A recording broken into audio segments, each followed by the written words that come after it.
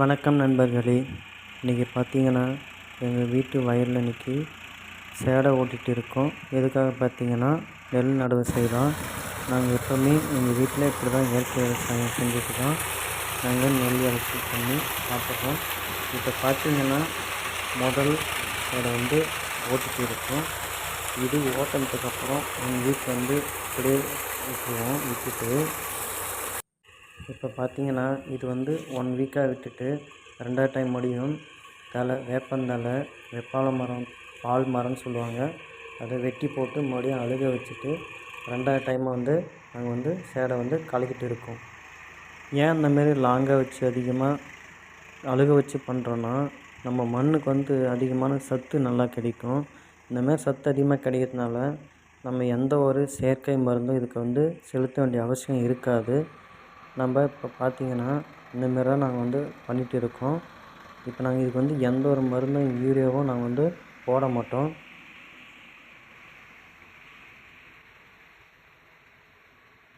இப்போ சேடை ஓட்டி முடிஞ்சாச்சு. ஒரு நாள் கழித்து மறுநாள் பார்த்தீங்கன்னா நெல் பயிரை ஆள் வச்சு 6 பேர் இப்போ பிடுங்கி நெல் பயிரை கட்டிட்டு இருக்காங்க.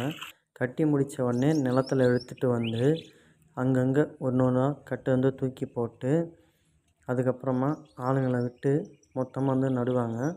அவங்க எப்படி நடுறாங்க அப்படின்னு சொல்லிட்டு பாருங்கள்.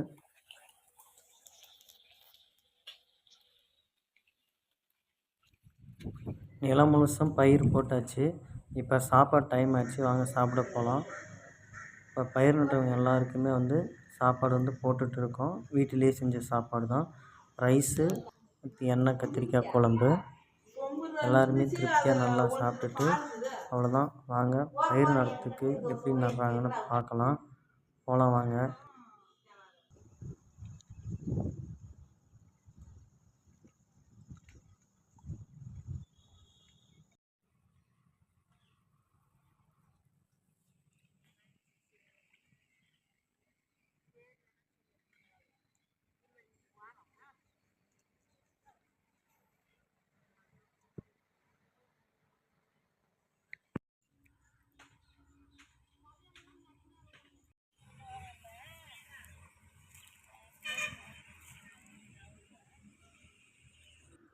இவங்க தான் 2 பேர் எங்கள் வீட்டுக்கு வந்துக்கிறாங்க புதுசாக. எப்படி இருக்காங்க?